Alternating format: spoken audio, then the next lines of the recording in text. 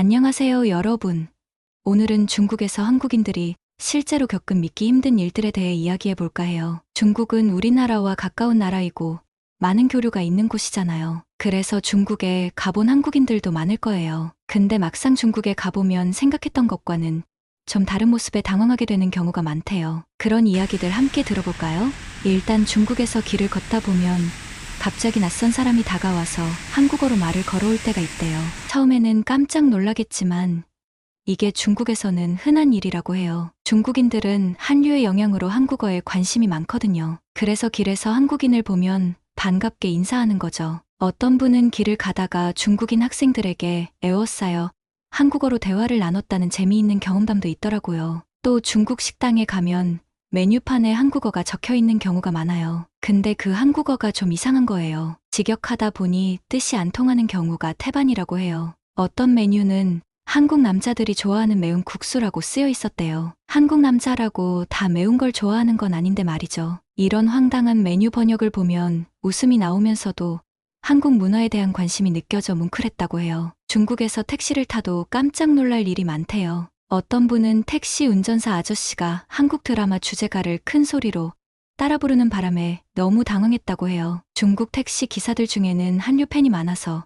한국인 승객을 태우면 신나게 노래를 부른대요. 또 어떤 분은 택시 안에 걸려있는 한국 연예인 사진을 보고 깜짝 놀랐대요. 중국에서 한국 연예인을 보는 건 어려운 일이 아니라는 걸 실감했다고 하네요. 중국에서 쇼핑하다 보면 진짜 가짜 못 알아볼 정도로 비슷한 짝퉁 제품들이 많아요. 그래서 한국인들은 중국에서 물건 살 때 조심하는 편인데 이런 일화도 있어요. 어떤 한국인이 명품 가방을 사려고 매장에 갔대요. 근데 점원이 가방을 보여주면서 이거 한국에서 만든 가품이에요. 정품 같죠?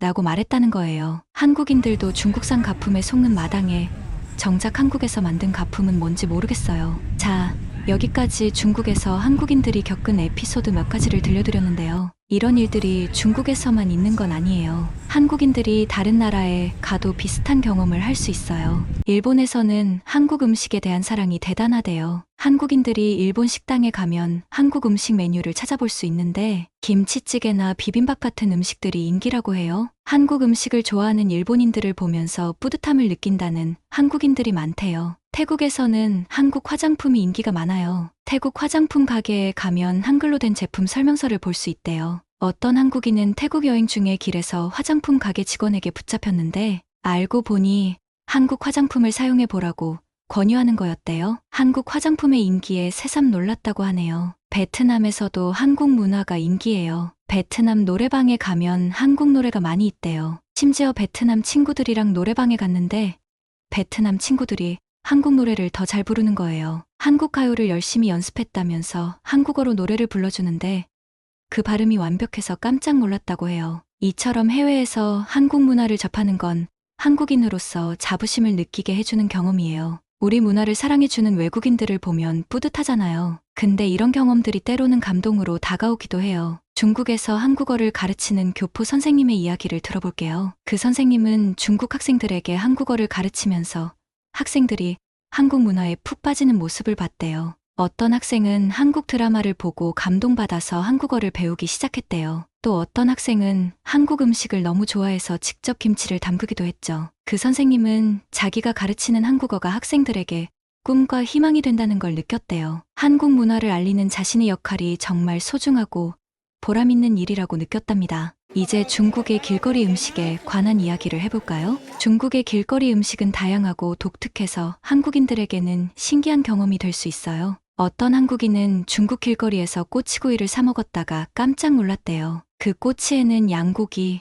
소고기는 물론이고 개구리, 누에번데기까지 있었거든요. 한국에서는 좀처럼 볼 수 없는 식재료라 당황스러웠다고 해요. 또 다른 에피소드는 중국의 화장실 문화에 관한 거예요. 중국의 공중 화장실 중에는 칸막이가 없는 경우가 많대요. 한국인들에게는 좀 낯선 광경일 수 있죠. 어떤 분은 공중 화장실에 들어갔다가 깜짝 놀라서 바로 나왔다고 해요. 중국인들은 그런 화장실 문화에 익숙해서 전혀 개의치 않는데 한국인들로서는 당황스러울 수밖에 없었대요. 중국의 술자리 문화도 빼놓을 수 없죠. 중국에서 술자리를 하다 보면 건배 제의가 끊이질 않아요. 특히 한국인이라고 하면 더 그래요. 중국인들은 한국 사람들이 술을 잘 마신다고 생각하거든요. 어떤 분은 중국에서 술자리를 했는데 옆자리 중국인이 자꾸만 술을 따라준다고 해요. 한국 사람은 술 잘 마신다면서 내가 오늘 취하게 만들어주겠다라는 거예요. 그 정도로 한국인에 대한 술 문화 이미지가 강하답니다. 중국 지하철에서 겪은 일화도 재미있어요.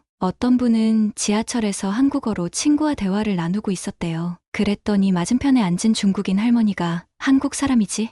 라며 말을 걸어왔다는 거예요. 그 할머니는 한국 드라마를 좋아해서 배운 한국어로 대화를 시도했는데 발음이 어눌해서 알아듣기 힘들었대요. 하지만 그 할머니의 한국 문화 사랑에 감동받을 수밖에 없었다고 해요. 이처럼 중국에서 한국인으로서 겪는 일들은 재미있기도 하지만 당황스럽기도 해요. 하지만 그런 경험들이 쌓이다 보면 중국 문화를 더 잘 이해하게 되고 우리 문화를 되돌아볼 수 있게 된답니다. 중국뿐만 아니라 다른 나라에서도 한국인들은 재미있는 경험을 하곤 해요. 필리핀에서는 길거리에서 안녕하세요라는 인사를 듣는 게 낯설지 않대요. 필리핀 사람들이 한국어로 먼저 인사를 건네는 경우가 많거든요. 또 호주에서는 한국 음식점이 굉장히 많은데 호주인들 중에는 한국 음식을 너무 좋아해서 매일 먹는다는 사람도 있었대요. 멕시코에서는 축제 기간에 한국 노래를 틀어주는 클럽도 있다고 하네요. 이렇듯 한국 문화는 전 세계에서 사랑받고 있어요. 그만큼 우리나라에 대한 관심도 커지고 있죠. 이런 관심을 바탕으로 서로의 문화를 이해하고 교류할 수 있다면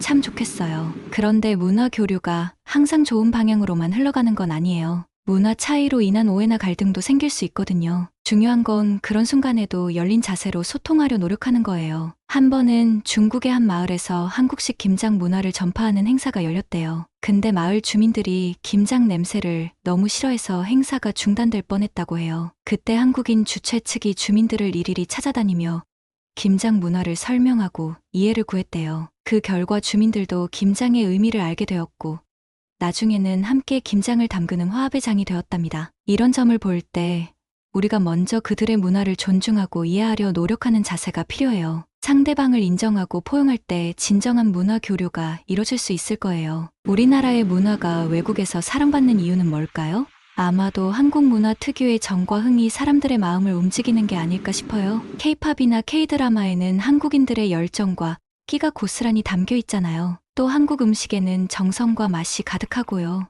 이런 매력들이 외국인들의 마음을 사로잡는 게 아닌가 해요. 물론 중국에서 한국인들이 겪은 에피소드 중에는 웃지 못할 일도 있어요. 한국인이라는 이유로 차별을 당하거나 문화 차이로 인해 오해를 사기도 하죠. 하지만 그런 일들도 서로의 문화를 이해하려 노력하다 보면 극복할 수 있을 거예요. 중요한 건 우리가 먼저 열린 마음으로 세계를 바라보는 거예요. 중국뿐만 아니라 세계 곳곳에는 우리와 다른 문화들이 있어요. 그 문화들을 존중하고 배우려 할 때 우리의 마음도 더 넓어질 수 있을 거예요. 여러분도 기회가 된다면 중국이나 다른 나라에 가보시는 걸 추천해요. 분명 재미있는 경험과 함께 값진 깨달음도 얻을 수 있을 거예요. 낯선 곳에서 우리 문화를 알리고 또 그들의 문화를 배우는 과정이 쉽지만은 않겠지만 그 속에서 우리는 더 성장할 수 있을 거예요. 여러분도 오늘 제 이야기에 공감해 주셨다면 좋겠네요. 다음에는 또 어떤 흥미로운 주제로 찾아뵐 수 있을지 기대해 주세요. 그때까지 항상 건강하시고 행복하세요. 감사합니다.